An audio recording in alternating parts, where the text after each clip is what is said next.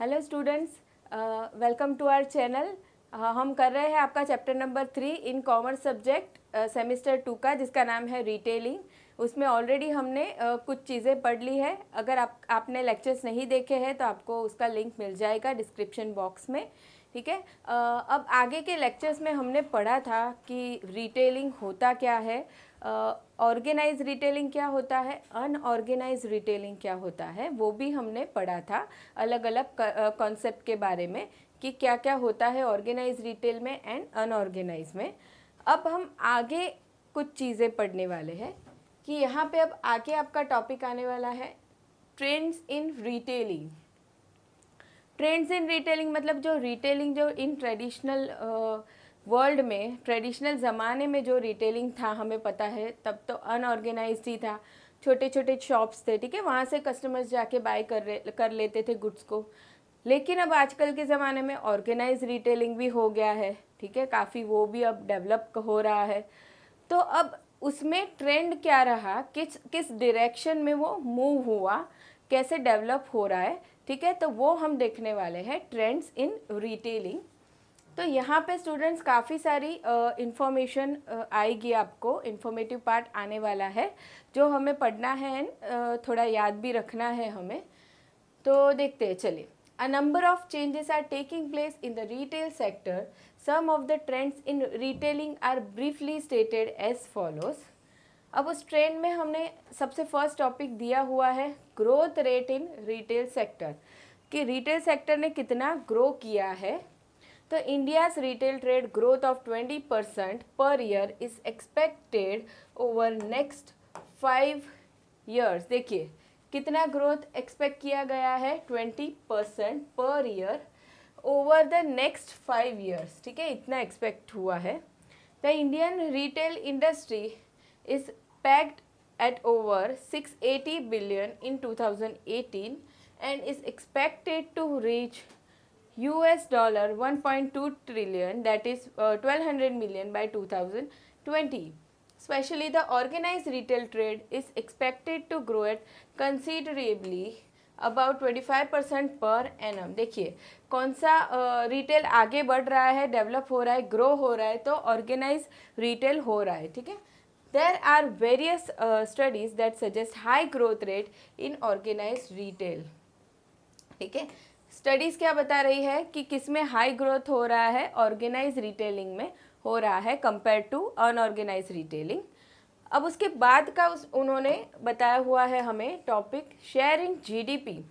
अब ये जो रिटेलिंग बिजनेस चल रहे हैं हमारी कंट्री में, ऑफ कोर्स वो हमारी कंट्री के जीडीपी में, मतलब ग्रॉस डोमेस्टिक प्रोडक्ट जो होता है उसके अंदर कंट्रीब्यूट करेंगे ही करेंगे। तो उसके अंदर उनका शेयर कितना है। तो currently India's retail trade is the largest subsector of service, accounting for over 10% of country's GDP। देखिए कितना कंट्रीब्यूट कर, एक तो सबसे पहला ये लार्जेस्ट सब सेक्टर है जो कंट्रीब्यूट कर रहा है जीडीपी में, और कितना कर रहा है, over 10% of the countries GDP, 10% से भी ज़्यादा ये कंट्रीब्यूट कर रहा है। Retail in India has emerged as one of the fast growing sector with several players entering in the market। ये सबसे फास्ट ग्रोइंग है। अब several players entering in the market मतलब क्या हो रहा है, आजकल कॉरपोरेट्स भी इन्वेस्ट कर रहे हैं रिटेल बिजनेस में, ठीक है। इसके लिए उन लोगों ने बताया है कि several players are entering in the market. Currently, India's retail is 5th largest in the world, which may be number 1 in the world by 2050। Number 1 position पे आ जाएगा इंडिया का रिटेल बाय 2050, ऐसा एक्सपेक्ट किया जा रहा है। Now, heavy investments in this sector are taking place with the entry of corporate giants like Tata's, Birla's, Raheja's, Godrej and others. ये सारे ही बड़े बड़े बिजनेसेस हैं, कॉरपोरेट्स हैं जो रिटेल में इन्वेस्ट कर रहे हैं, ठीक है। कैसा इन्वेस्ट कर रहे हैं, हैवी इन्वेस्टमेंट, बहुत ही ह्यूज, बहुत ही लार्ज इन्वेस्टमेंट वो कर रहे हैं। Therefore the future is promising market, therefore the future is promising, the market is growing, government policies are becoming more favorable and emerging technologies are facilitating operations. क्या क्या चीज़ें हो रही है देखो, फ्यूचर इज़ प्रॉमिसिंग, फ्यूचर में पक्का retail business आगे बढ़ने वाला है। मार्केट इज़ ग्रोइंग, ग्रो कर रहा है मार्केट। गवर्नमेंट पॉलिसीज़ भी काफ़ी सारी लिबरल हो गई है, ठीक है। ये सारी ही चीज़ें हुए हैं। इमर्जिंग टेक्नोलॉजी भी डे बाय डे नई आ रही है, जिससे बिजनेसेस और इम्प्रूव कर रहे हैं। तो ये सारी ही चीज़ों ने क्या किया है, रिटेल सेक्टर को बहुत आगे लाया है, जो हेल्प करता है उसका शेयर बढ़ाने में in GDP, in gross domestic product. Now as such the share of retail share in India's GDP is likely to go up, ठीक है। ऑफकोर्स इसका शेयर अभी इन इंडियाज जीडीपी ऊपर जाने वाला है, ठीक है। चलिए आगे बढ़ते हैं। शेयर इन एम्प्लॉयमेंट, अभी देखिए ये बहुत एकदम ऑब्वियस पॉइंट है कि जैसे जैसे बिजनेसेस डेवलप होते हैं, ऑफ कोर्स वैसे वैसे वहाँ पे लोगों को एम्प्लॉयमेंट बहुत ज़्यादा मिलने ही वाली है। अब अनऑर्गेनाइज रिटेल सेक्टर के कंपैरिजन में रिटेल ऑर्गेनाइज रिटेल अगर बढ़ रहा है तो क्या होगा, वहाँ पे ज़्यादा लोगों की रिक्वायरमेंट होने वाली है। इन्वेंट्री मैनेजमेंट बोलो या सेल्स स्टाफ बोलो या अकाउंटिंग पर्सन बोलो या सिक्योरिटी बोलो, कोई भी डिपार्टमेंट में देख लो, वहाँ पे लेबर की ज़रूरत, ह्यूमन रिसोर्सेज की ज़रूरत होने ही वाली है। और उससे क्या होने वाला है, शेयर इन एम्प्लॉयमेंट, हमारी कंट्री का जो एम्प्लॉयमेंट है वो बढ़ने वाली है, लोगों को जॉब अपॉर्चुनिटी बहुत सारी मिलने वाली है। तो India's retail trade contributes significantly to employment in India. Currently, it employs about 8% of total workforce in the country. 8% का तो वो ऑलरेडी एम्प्लॉयमेंट दे ही रहा है। In absolute terms retail trade employees over 45 million people in the country, ठीक है। ये यहाँ उन लोगों ने हमें फिगर दे दिया है कि ओवर 45 मिलियन लोगों को एम्प्लॉयमेंट मिल रही है in retail sector. Retailing in India is gradually inching its way to becoming the next boom industry. The whole concept of shopping has altered in terms of format and consumer buying behavior, ushering in a revolution in shopping. Therefore, it is expected that the employment in this sector is likely to increase considerably in the near future. ठीक है, क्या हो रहा है, retailing की वजह से काफ़ी सारी एम्प्लॉयमेंट लोगों को मिल रही है, ठीक है। And whole concept of shopping ही चेंज हो गया है लोगों के लिए, ठीक है। पहले जिस तरीके से शॉपिंग करते थे एंड जो अब शॉपिंग करते हैं, लोग उसे एंजॉय करते हैं एंड लोगों को काफ़ी कन्वीनियंस भी मिलती है। अब फोर्थ पॉइंट उन लोगों ने बताया है ट्रेंड के लिए, जिसमें है एंट्री ऑफ कॉरपोरेट्स। जो हम ऑर्गेनाइज रिटेलिंग जो हमने पढ़ा, अब उस ऑर्गेनाइज रिटेलिंग में हमने देखा कि वहाँ पे नॉर्मली इंडिविजुअल्स इन्वेस्टमेंट नहीं करते हैं, वहाँ पे इन्वेस्टमेंट होता है, कॉरपोरेट्स इन्वेस्ट करते हैं, फर्म्स इन्वेस्ट करते हैं, ठीक है। तो वहाँ पे इसलिए उन लोगों ने क्या बताया है कि एंट्री ऑफ कॉरपोरेट्स हो गया है अब इन retail business. Nowadays there is growing trend of corporates entering in the retail field. A number of corporates have entered the organized retail trade. Heavy investment have been made by, देखिए कैसा investment है, heavy investment have been made by large corporates such as Tata's, Birla's, KK Raheja and others. Also foreign retail firms like Tesco and others have shown keen interest in India's retail trade. अब यहाँ पे organise retail में investment करना पड़ता है तो वो बहुत ज़्यादा इन्वेस्ट करना पड़ता है, और उसका रीज़न हमें पता है क्यों ज़्यादा इन्वेस्ट करना पड़ता है, क्योंकि वहाँ पे लैंड ज़्यादा एरिया बहुत ज़्यादा रिक्वायर्ड होता है, ह्यूमन रिसोर्स ज़्यादा होते हैं, तो वो कॉस्ट लगती है कंपनी को, ठीक है। बाकी मेंटेनेंस कॉस्ट लग जाती है, बहुत सारी कॉस्ट वहाँ पे ज़्यादा होती है। इसके लिए वहाँ पे इन्वेस्टमेंट कैसा रहता है, हैवी इन्वेस्टमेंट। तो अब ये हैवी इन्वेस्टमेंट इंडिविजुअल नहीं करता है, वो कौन करेगा, बड़े बड़े बिजनेसेस कॉरपोरेट्स करेंगे। तो कौन कौन से कॉरपोरेट्स अभी आ रहे हैं इन रिटेलिंग, टाटाज आ गया है, बिरलास, केके रहेजास एंड अदर्स। और उन्होंने एक चीज़ बताई है कि फॉरेन रिटेल फर्म जो है वो भी इंटरेस्ट दिखा रही है इंडिया के रिटेल ट्रेड में, जैसे कि टेस्को है एंड अदर्स। बाकी और भी कुछ है फॉरेन रिटेल फर्म्स जो भी इंडिया के रिटेल बिजनेस में इन्वेस्ट करने के लिए रेडी है। अब आगे वो लोग बताते हैं therefore the organised retail is expected to grow by 25% per year and the share of organized retail in total trade is expected to increase considerably in next decade। ठीक है, कितना ग्रोथ एक्सपेक्ट किया गया है 25% per year and in next decade ये क्या होने वाला है और भी बढ़ने वाला है। ठीक है, तो यहाँ पे कुछ उन लोगों ने ट्रेंड बताया हमें एंट्री ऑफ कॉरपोरेट से रिलेटेड। अब आगे है trends in food and grocery business. अब ये जो फूड एंड ग्रोसरी बिजनेस रहता है मतलब फूड्स एंड अदर आइटम्स जो रहती है उसके रिलेटेड क्या ट्रेंड रहा है, तो food and grocery stores account for largest share of retail. ठीक है, देखिए इन लोगों का भी एकदम क्या है, लार्जेस्ट शेयर है in retail, about 60% of total retail business. Total जो रिटेल बिजनेस हो रहा है उसका 60% जो किसका है, फूड एंड ग्रोसरी ही दिखा रहा है। At present about 90% of the food and grocery market was in unorganised sector. अभी हाल के दिनों में क्या है, 90% of what, food and grocery. Total retail का 60% कौन शेयर करता है, किसका शेयर है, फूड एंड ग्रोसरी का। अब ये जो 60% है उसमें से भी 90% क्या है, अनऑर्गेनाइज सेक्टर यहाँ पे काम करते हैं। ठीक है, एंड बाकी का जो है 10% वो अभी ऑर्गेनाइज रिटेल में है। Now this would change in the next few years. अब ये सिनेरियो चेंज होने वाला है in next few years as it is estimated that food and grocery revenue in the organised retail would increase considerably. अब future में क्या होने वाला है कि 90% जो अनऑर्गेनाइज में है 10% जो ऑर्गेनाइज में है, अब ये सिचुएशन चेंज होने वाली है एंड रिटेल ऑर्गेनाइज रिटेलिंग में उसका शेयर बढ़ने वाला है। ठीक है, तो ये हमने देखा trend in food and grocery business. अब नेक्स्ट आता है ट्रेंड्स इन FDI, फॉरेन डायरेक्ट इन्वेस्टमेंट।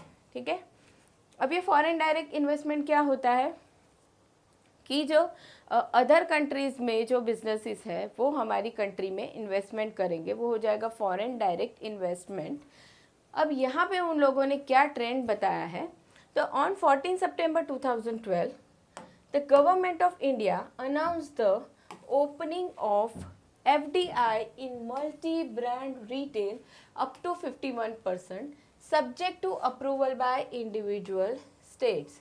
ठीक है, देखिए क्या बताया उन लोगों ने, गवर्नमेंट ऑफ इंडिया ने क्या अलाउ किया कि मल्टी ब्रांड रिटेल जो है वहाँ पे 51% तक का इन्वेस्टमेंट हो सकता है।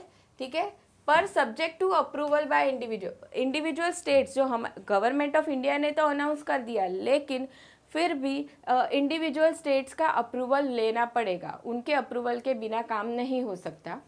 तो यहाँ पे गवर्नमेंट ने अनाउंस किया 51% एंड उसके बाद this decision has been welcome by economist and the markets. However this decision has cause protest in India by certain political parties.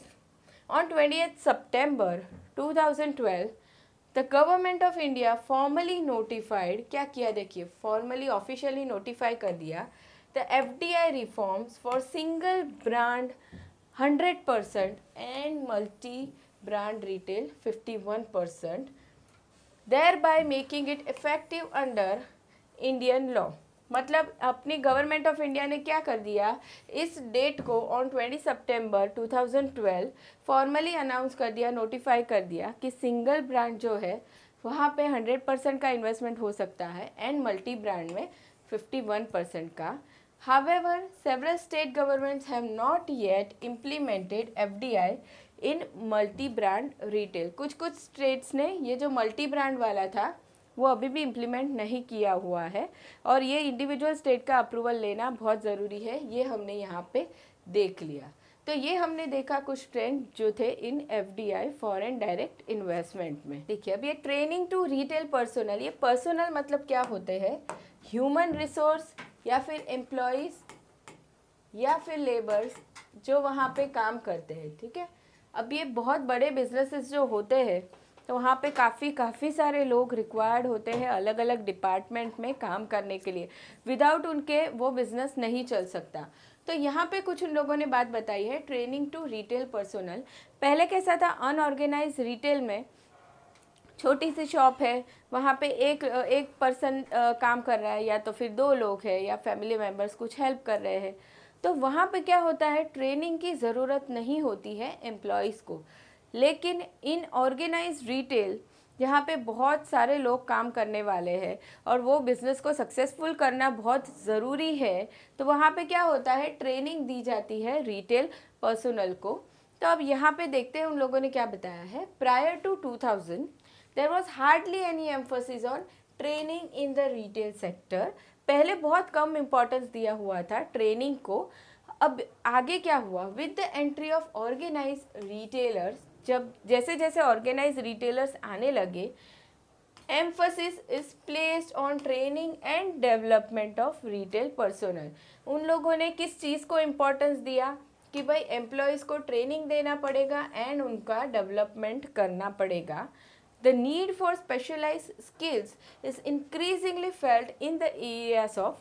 अब ये जो हम बात कर रहे हैं ट्रेनिंग देने की एंड डेवलपमेंट करवाने की, तो ये चीज़ें कौन से एरिया में करनी ज़रूरी है, तो वो उन लोगों ने बताया है। सबसे पहला है स्ट्रेटेजिक मैनेजमेंट। स्ट्रेटेजिकली जो हम हमारा बिजनेस चलाते हैं, जैसे कि काफ़ी सारे डिसीजंस बिजनेस में लिए जाते हैं कि कौन से लोकेशन पे बिज़नेस करना है, कौन से कस्टमर के लिए हम बिज़नेस करेंगे, तो वो सारी जो चीज़ें डिसाइड करनी होती है, स्ट्रेटेजिक मैनेजमेंट किया जाता है, तो उसके लिए ट्रेनिंग देना ज़रूरी है।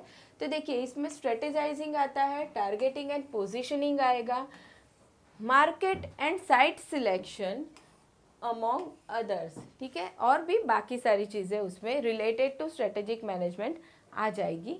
उसके बाद है मर्केंडाइज मैनेजमेंट। मर्केंडाइज का मतलब हो जाएगा गुड्स जो बाय होता है एंड सेल होता है, ठीक है, वो गुड्स मतलब मर्केंडाइज। तो ये जो गुड्स है उसे हमें मैनेज करना पड़ेगा, तो उस मैनेजमेंट के रिलेटेड ट्रेनिंग देना पड़ेगा एम्प्लॉयज़ को। तो वहाँ पे आता है वेंडर सिलेक्शन। वेंडर मतलब जो सेलर है जिसके पास से हम गुड्स खरीदने वाले हैं, हमारा vendor selection. Inventory management, inventory मतलब जो स्टॉक रहता है हमारे बिजनेस में, inventory management. Pricing and so on, ठीक है, प्राइस क्या रहेगी हम जो गुड्स सेल कर रहे हैं उसकी, एंड बाकी सारी चीज़ें रिलेटेड टू मर्केंडाइज मैनेजमेंट।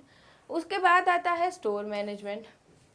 जो भी हमारा स्टोर बनाया हुआ है तो उसका लेआउट क्या रहेगा, display, customer relationship, inventory management etcetera, ये सारी चीज़ें आती है यहाँ पे स्टोर मैनेजमेंट में। एंड उसके बाद उन लोगों ने लास्ट बताया है एडमिनिस्ट्रेटिव मैनेजमेंट, ठीक है, एडमिनिस्ट्रेशन करना पड़ेगा क्योंकि बहुत बड़ा बिजनेस है। तो वहाँ पे आएगा human resource training, finance related, marketing and so on, ये सारी ही चीज़ों के रिलेटेड ट्रेनिंग वहाँ पे दी जाएगी। तो ये हमने पढ़ा क्या क्या ट्रेन रहा है रिटेल सेक्टर में एम्प्लॉयज़ को ट्रेनिंग एंड डेवलपमेंट करने के लिए। अब आगे बढ़ते हैं 8 पॉइंट की तरफ, जो है आपका शेयर ऑफ ऑर्गेनाइज रिटेल। देखिए अब किसके शेयर के बारे में बात किया है, स्पेसिफिकली ऑर्गेनाइज रिटेल के बारे में बात किया गया है कि उसका शेयर कितना रहा है। तो the share of organise retail is likely to go up from 12% in 2017 toward 20% of the total retail business by 2020। 12% से एक्सपेक्ट किया कि 20% हो जाएगा। This is due to increasing investment in organized retail by corporates, favorable government policies towards organized retailing, and at the same time closing of traditional retail outlets, especially in metros।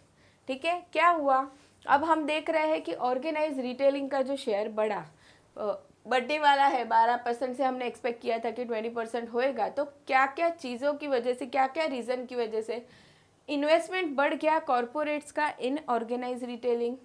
दूसरा, favourable government policies हो गई, government ने काफ़ी सारी approvals दे दिया, ठीक है। और क्या हुआ कि ऑर्गेनाइज रिटेलिंग जैसे जैसे डेवलप हुआ वैसे वैसे ट्रेडिशनल रिटेल आउटलेट, जो हमारे अनऑर्गेनाइज रिटेल आउटलेट्स थे, वो धीरे धीरे बंद होने लगे, ठीक है, स्पेशली इन मेट्रोज। विलेजेस में, रूरल एरियाज़ में नहीं, मेट्रोज में, मतलब सिटीज़ में, अर्बन एरियाज़ में वो क्लोज होने लगे। तो ये सारे रीज़न की वजह से क्या हुआ, शेयर बढ़ गया ऑर्गेनाइज रिटेल का। Now over the next few years, the share of organized retail will go up mainly due to the following factors. कौन कौन सी चीज़ों की वजह से ऑर्गेनाइज रिटेलिंग आगे आने वाला है? तो सबसे पहला है फेवरेबल गवर्नमेंट पॉलिसीज, ठीक है, ये चीज़ हमें पहले याद रखनी है। गवर्नमेंट के अप्रूवल के बिना भाई कुछ भी होने वाला नहीं है। तो गवर्नमेंट ने फेवरेबल चीज़ें कर दी कुछ हमारे लिए, favourable government policies towards organised retailing. दूसरी चीज़, consumer preference to shop in favourable environment of organised outlet. अब दूसरी चीज़, गवर्नमेंट ने अप्रूवल दे दिया, रिटेल ऑर्गेनाइज रिटेलिंग डेवलप भी होने लगा, लेकिन अगर कस्टमर इंटरेस्टेड नहीं है तो कुछ नहीं होगा ना। लेकिन कस्टमर भी इंटरेस्टेड होने लगे, वहाँ पे उन लोगों को काफ़ी कन्वीनियंस मिलने लगा, अच्छा एनवायरनमेंट मिलने लगा। इसके लिए क्या हो गया, कंज्यूमर प्रेफरेंस हो गया to shop in favourable environment. उसके बाद क्या हुआ, increasing investment by the corporates. क्या हुआ, कॉरपोरेट्स, बड़े बड़े बिजनेसेस यहाँ पे इन्वेस्टमेंट करने लगे। And fourth point, availability of quality reality space in metros, ठीक है। अब इतना बड़ा बिजनेस, इतना बड़ा ऑर्गेनाइज रिटेलिंग डेवलप करने के लिए उतनी बड़ी जगह भी तो होनी चाहिए, तो वो भी अवेलेबल होने लगी। कैसी, quality reality space in metros, space भी मिलने लगी ये बिजनेस करने के लिए। तो ये कुछ रीजंस है जिसकी वजह से ऑर्गेनाइज रिटेलिंग डेवलप हो रहा है एंड आगे भी वो इन फ्यूचर होगा। अब उसके बाद का ट्रेंड बताया है 9th point, increased interest by overseas retailers. Overseas retailers का मतलब होता है जो अदर कंट्रीज में रिटेलर्स हैं, उन लोगों ने कुछ इंटरेस्ट बताया हमारी कंट्री के बिजनेस में। तो there is growing interest of overseas retailer to set up retail outlets in India. For example, Walmart का एग्जाम्पल दिया है, has a huge plans for retail business in India.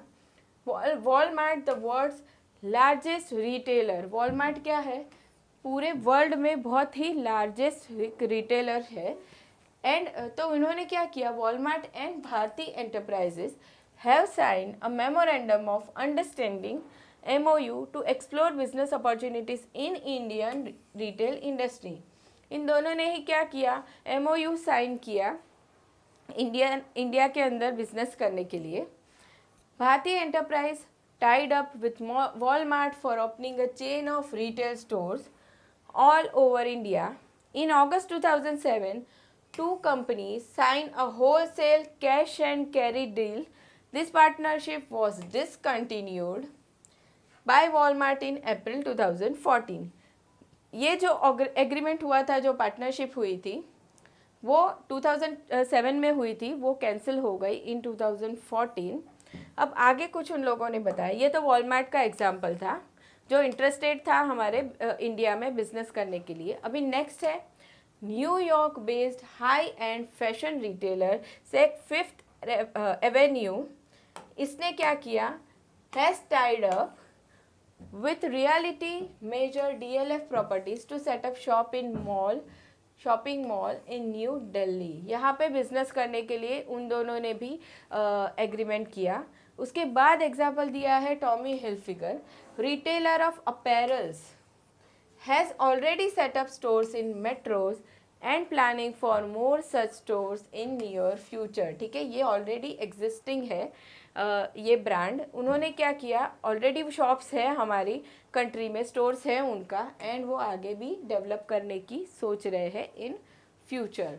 तो यहाँ पे उन लोगों ने कुछ ट्रेंड बताया हमें कि ओवरसीज जो अदर कंट्रीज़ के जो रिटेलर्स थे वो हमारी कंट्री में बिजनेस करने के लिए इंटरेस्टेड है। तो increase interest by overseas retailers. Now next is technology in retailing. अब आजकल के ज़माने में टेक्नोलॉजी तो हर जगह आ गया है, हर बिज़नेस में, कोई भी फील्ड की हम बात करें तो टेक्नोलॉजी आ गई है। ठीक है, आज जो हम अभी पढ़ाई कर रहे हैं वो भी टेक्नोलॉजी बेस्ड ही पढ़ाई है। ठीक है, तो देखिए तो टेक्नोलॉजी की जब हम बात कर रहे हैं तो ऑफ कोर्स रिटेल बिजनेस में भी टेक्नोलॉजी का बहुत बहुत मेजर रोल हो जाता है। अब उस बिज़नेस में बहुत सारी एक्टिविटीज़ होने वाली है, जैसे कि कस्टमर्स आएंगे तो क्या होता है, वो जो शॉपिंग करेंगे तो वो हम गुड्स लाएंगे, इन्वेंट्री को हमें मैनेज करना है, कस्टमर्स का जो बिलिंग पार्ट होता है वो करना है, इतने सारे एम्प्लॉयज़ काम कर रहे हैं तो उनका डेटा मेंटेन करना है, उनको सैलरीज देना है, अकाउंटिंग पार्ट होता है।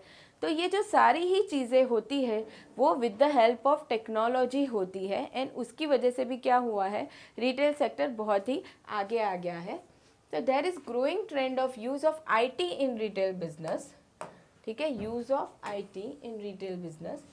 कंप्यूटराइजेशन इज़ इंक्रीजिंगली यूज, देखिए computerization is increasingly used in almost all operations in the organized sector such as billing।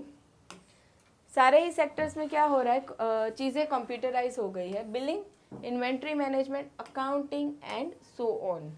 It is technology that will help the organized retailer to score over the unorganized players, giving both cost and service advantage। Unorganised sector में क्या होता है, technology बहुत बहुत कम use होता है, हम बोलेंगे कि कभी कभी तो यूज़ होता भी नहीं है। तो उनसे अगर आगे बढ़ना है तो टेक्नोलॉजी ऑर्गेनाइज रिटेल को बहुत हेल्प कर रहा है आज के ज़माने में। तो ये हमने देखा टेक्नोलॉजी इन रिटेलिंग के बारे में। अब आगे बढ़ते हैं, यहाँ पे उन लोगों ने 11 पॉइंट में बताया हुआ है ग्रोथ ऑफ ऑनलाइन रिटेल। अभी आजकल तो ऑनलाइन रिटेल का ज़माना आ गया है, मतलब ऑनलाइन शॉपिंग होती है, लोग कस्टमर्स ऑनलाइन वेबसाइट पे जाके प्रोडक्ट देखते हैं, सिलेक्ट करते हैं एंड उसे ऑर्डर करते हैं उनके घर पे। तो क्या हो गया है, ऑनलाइन रिटेल भी काफ़ी ग्रो कर रहा है इन मॉडर्न वर्ल्ड। देखिए, there is growing trend towards online retail trade. A number of online sites have been set up and the number of online sites is increasing every year. Some of the popular online marketers include Amazon, Flipkart and so on। ऐसे तो बहुत सारे example हैं, हमें भी पता है, Amazon है, फ्लिपकार्ट है, मिंत्रा है, और भी बहुत बहुत सारी साइट्स है जहाँ पे जाके कस्टमर ऑनलाइन शॉपिंग कर सकते हैं। In India, the e-commerce sales touch $33 billion in 2018 and expected to increase to $120 billion in 2020। ये कुछ उन लोगों ने ग्रोथ एक्सपेक्ट किया था कि 2018 में कितना था एंड वो बढ़ के 2020 में कितना हो सकता था, ठीक है। चलिए आगे बढ़ते हैं। तो ये हमने देख लिया ग्रोथ ऑफ ऑनलाइन रिटेल के बारे में। Next is growing trends in franchising. अब फ्रेंचाइजिंग बिजनेस जो होता है, फ्रेंचाइजिंग क्या होता है, कोई एक बिजनेस है, मान लो ABC कंपनी है, बहुत अच्छे से बिजनेस कर रहा है, तो वो क्या करता है, किसी और एरिया में किसी पर्सन को अलाउ करता है उसका बिजनेस का नाम यूज़ करके वही बिजनेस करने के लिए, एंड वो जो पर्सन है वो उसके अगेंस्ट रॉयल्टी या फ्रेंचाइजिंग फीस इस पर्सन को ABC कंपनी को पे कर देता है, ठीक है। तो ये हो गया फ्रेंचाइजिंग के बारे में। तो अब ये फ्रेंचाइजिंग बिजनेस भी काफ़ी डेवलप हो गया है जिसने हेल्प किया है ऑर्गेनाइज रिटेल को। तो in India there is growing trend towards franchising. A number of foreign firms have entered into franchising agreement। देखिए कौन से फॉरेन फर्म्स भी इंटरेस्ट लेने लगे हैं फ्रेंचाइजिंग बिजनेस में। A number of foreign firms have entered into franchising agreement with Indian parties। Some of the famous franchising firms that have entered in India include, example कौन कौन से हैं, McDonald, pizza हट, KFC, Domino's, subways and others, ठीक है। ये सारे ही कौन है, फॉरेन इन्वेस्टर्स है जिन्होंने फ्रेंचाइजिंग के थ्रू इन्वेस्ट किया है हमारे बिजनेसेस में जो हमारे इंडिया में काम कर रहे हैं।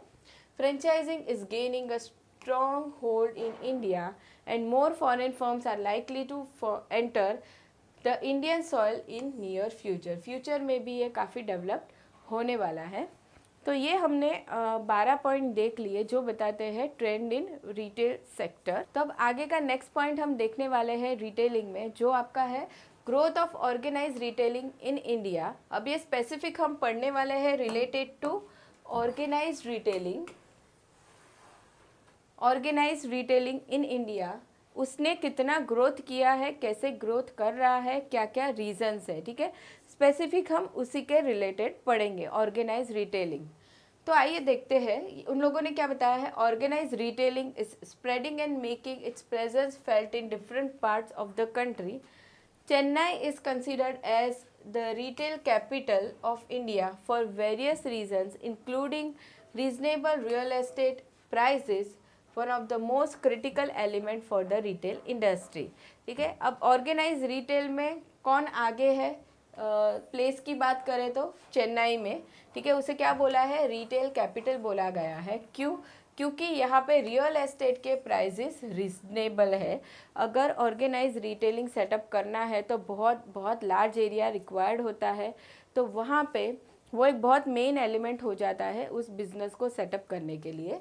तो ये यहाँ पे क्या होता है, रियल एस्टेट के प्राइस रिजनेबल है, इसलिए चेन्नई को रिटेल कैपिटल कहा गया है। अब आगे देखते हैं, following are the major factors for the growth of organised retailing in India. अब ये जो ऑर्गेनाइज रिटेलिंग ग्रो कर रहा है आजकल के वर्ल्ड में, बहुत ज़्यादा डेवलप हो रहा है, तो उसके पीछे रीजंस कौन कौन से हैं वो हमें देखने हैं एक एक करके। तो यहाँ पे सबसे फर्स्ट बताया गया है ग्रोथ ऑफ इंडस्ट्रियल सेक्टर्स। अब इंडस्ट्रियल सेक्टर जो ग्रो कर रहा है, मतलब जो नई नई बहुत सारी इंडस्ट्रीज आजकल ओपन हो रही है, जिसके लिए हमारी गवर्नमेंट ने भी काफ़ी सारे अप्रूवल्स दे दिए हैं नई नई इंडस्ट्रीज ओपन करने के लिए। कुछ पॉलिसीज़ जो है लिबरल कर दी है, तो उसकी वजह से ग्रोथ ऑफ इंडस्ट्रियल सेक्टर हो रहा है एंड उसकी वजह से वो सपोर्ट कर रहा है रिटेल सेक्टर को आगे आने के लिए। तो India is witnessing a high industrial growth in the late 20th century and now in 21st century. The industrial boom has led to emergence of new residential areas with growing number of professionals as well as a rapid increase in the number of double income household. ठीक है, industrial जो growth होने लगा उसकी वजह से क्या हुआ, नए नए लोग रूरल एरिया से मूव होने लगे अर्बन एरिया में, ठीक है, और रेसिडेंशियल एरियाज़ भी डेवलप होने लगे। प्लस उसकी वजह से, वो लोगों की वजह से नए नए प्रोफेशनल्स आने लगे एंड उसके आगे क्या हुआ, double income house hold develop हो गया। अब ये डबल इनकम हाउस होल्ड क्या होता है, जिस घर में husband and wife both working होते हैं तो वो क्या हो जाता है, डबल इनकम हाउस होल्ड हो जाता है। तो वो भी अभी काफ़ी बढ़ गए हैं in country. And the growth of upper middle class with increase purchasing power. और क्या हुआ, जो मिडिल क्लास में, जो अपर मिडिल क्लास जो होता है, उनका भी ग्रोथ काफ़ी बढ़ गया, उनकी इनकम बढ़ रही है with increase purchasing power. Of course income बढ़ रही है तो क्या होता है, इंसान का परचेसिंग पावर, उनकी परचेस करने की कैपेसिटी बढ़ जाती है। तो इन सारे ही रीज़न की वजह से क्या हुआ, ऑर्गेनाइज रिटेल को डेवलप होने में काफ़ी पुश मिल गया। ठीक है, the increase purchasing power gave impetus to the organize retailing specially in metros. अब ये चीज़ें कहाँ पे हुई, स्पेशली इन मेट्रोज, सिटीज़ में, अर्बन एरियाज़ में हुई। रूरल एरिया में ऑर्गेनाइज सेक्टर नहीं है, ठीक है, वो कहाँ पे है, अर्बन एरिया सिटीज़ में ही डेवलप हुआ है। अब सेकंड जो पॉइंट आपका बताता है कि ऑर्गेनाइज रिटेलिंग का जो ग्रोथ हो रहा है वो क्यों हो रहा है, ग्रोथ ऑफ मिडिल क्लास। अब हमने आगे भी पढ़ा था कि हमारी कंट्री में अप्रॉक्स 50% लोग मिडिल क्लास से बिलोंग करते हैं एंड उसमें भी अपर मिडिल क्लास की जो इनकम है वो बढ़ती जा रही है, उनका परचेसिंग पावर भी बढ़ता जा रहा है। ठीक है, तो उनका ग्रोथ हो रहा है यहाँ पे। तो वो लोग अभी क्या करते हैं कि वो लोग ऑर्गेनाइज रिटेलिंग से शॉपिंग करना ज़्यादा पसंद करते हैं, क्योंकि वहाँ पे कन्वीनियंस, कंफर्ट, अच्छा एटमॉस्फेयर रहता है उसकी वजह से। तो देखिए, ये एक रीज़न रहा है ऑर्गेनाइज रिटेल को ग्रोथ करने में। Growth of middle class, the growth story of Indian retail sector is based primarily on its huge middle class, ठीक है। According to a study by university of Mumbai, the middle class individuals of India is nearly 50% of India's population. This means persons in middle class in India as of August 2022 is estimated at over 700 million of total population of India in August 2022 is 1417 million. मतलब यहाँ पे उन लोगों ने हमें figure दे दिया है कि इतनी हमारी टोटल पॉपुलेशन थी 1417 मिलियन, उसमें से ओवर 700 मिलियन कितने कौन से लोग हैं, मिडिल क्लास से ही बिलोंग करते हैं। अब आगे उन लोगों ने बताया है the share size of its middle class market makes India happening market place for retail players besides the number advantage, the purchasing power of Indian middle class is also growing substantially with a year-on-year growth rate of 5% in household income. देखिए क्या हो रहा है, उनकी middle class तो हमारी country में बढ़ ही रहा है, साथ साथ में उनकी इनकम भी बढ़ रही है with a year-on-year growth rate of 5% in house hold income. उनकी इनकम में एवरी ईयर 5% का ग्रोथ हो रहा है। तो ये सारी ही चीज़ें ऑर्गेनाइज रिटेल सेक्टर को भी ऊपर ला रही है। Organise retailing has not made an impact on the lower class expect for curiosity shopping. अब जब लोअर क्लास की हम बात करते हैं तो लोअर क्लास के पर्सन मोस्टली ऑर्गेनाइज रिटेलिंग से शॉपिंग करना पसंद नहीं करते हैं क्योंकि उनकी इनकम बहुत कम रहती है। अब यहाँ पे उन लोगों ने कुछ एक्सेप्शन बताया है। क्यूरियोसिटी शॉपिंग, कोई पर्सन को अगर क्यूरियोसिटी है, बहुत ही उनको इच्छा है तो वो जाके वहाँ पे कभी कभी शॉपिंग कर लेते हैं, नहीं तो लोअर क्लास वाले लोग ऑर्गेनाइज रिटेलिंग से शॉपिंग नहीं करते हैं, वो अनऑर्गेनाइज रिटेलिंग से ही शॉपिंग करना पसंद करते हैं। नाउ थर्ड उन लोगों ने पॉइंट बताया है जो ऑर्गेनाइज्ड रिटेल सेक्टर के ग्रोथ का रीज़न है, वो है एंट्री ऑफ कॉरपोरेट्स। अब ये जो कॉरपोरेट्स है, बड़े बड़े बिजनेसेस हैं, क्या हो गया, वो इन्वेस्ट करने लगे इंडिया के बिजनेस में, ठीक है, ऑर्गेनाइज रिटेल सेक्टर में। उसकी वजह से बहुत ग्रोथ हो गया ऑर्गेनाइज रिटेल सेक्टर का। तो the entry of corporate sector has given a big boost to the retail sector.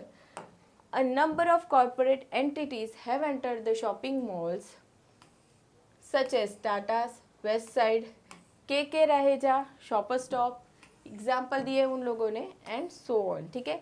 ये कुछ उन लोगों ने एग्जाम्पल दिए हैं कि ये बड़े बड़े कॉरपोरेट्स हैं जिन्होंने इन्वेस्ट किया in organise retailing. The corporate firms have invested heavily and are going to invest further, आगे भी इन्वेस्ट करने वाले हैं वो, which will give a big boost to the organized retail sector. The organized retail sector is expected to grow at the rate of 25% annually in the coming year. कितना growth expect किया गया है in future, तो 25% per year का growth expect किया गया है in future of organise retail sector. अब आगे बढ़ते हैं, फोर्थ पॉइंट उन लोगों ने बताया है, फोर्थ रीज़न ग्रो होने का ऑर्गेनाइज रिटेल सेक्टर का, वो है ईजी अवेलेबिलिटी ऑफ फाइनेंस। क्या होने लगा, जो फाइनेंस की अवेलेबिलिटी है, अब ये जो ऑर्गेनाइज रिटेल सेटअप होता है वो बहुत बड़ी इन्वेस्टमेंट मांगता है, ठीक है, बहुत सारी जगह रिक्वायर्ड होती है, बहुत सारे ह्यूमन रिसोर्सेज रिक्वायर्ड होते हैं, बहुत सारी टेक्नोलॉजी होती है, बहुत सारा स्टॉक इन्वेंट्री होती है। ये सारी ही चीज़ों के लिए पैसे बहुत सारे रिक्वायर्ड होते हैं, फाइनेंस बहुत सारा रिक्वायर्ड होता है। लेकिन अब जबकि बड़े बड़े कॉरपोरेट्स इसमें इन्वेस्ट कर रहे हैं तो क्या हो गया है, इजी अवेलेबिलिटी ऑफ फाइनेंस हो गया है। The organise retailers are getting finance from banking institution. देखिए बैंकिंग इंस्टीट्यूशन का भी बताया उन लोगों ने, from banking institution to startup the ventures. Bank भी हेल्प कर रही है, वेंचर मतलब जो हम नया बिजनेस कुछ स्टार्ट करते हैं वेंचर, उसके लिए बैंकिंग इंस्टीट्यूशन भी फाइनेंस प्रोवाइड करते हैं। Some of the banks like ICICI have set up venture capital to finance entrepreneurs. क्या किया, ICICI बैंक ने क्या सेटअप किया है, venture capital to finance entrepreneurs, मतलब बिजनेस इसको पैसे देने के लिए उन्होंने ये सेटअप किया। As a result new entrepreneurs are entering the retail sector which further gives a boost to growth of retailing in India. इसकी वजह से क्या हुआ, फाइनेंस मिल रहा है इजीली, इसके लिए नए नए बिजनेसेस ओपन होने लगे एंड उसकी वजह से ग्रोथ हो रहा है रिटेलिंग सेक्टर का। अब आगे फिफ्थ रीज़न हम देखते हैं, क्या बताया है उन लोगों ने, touch and feel shopping experience.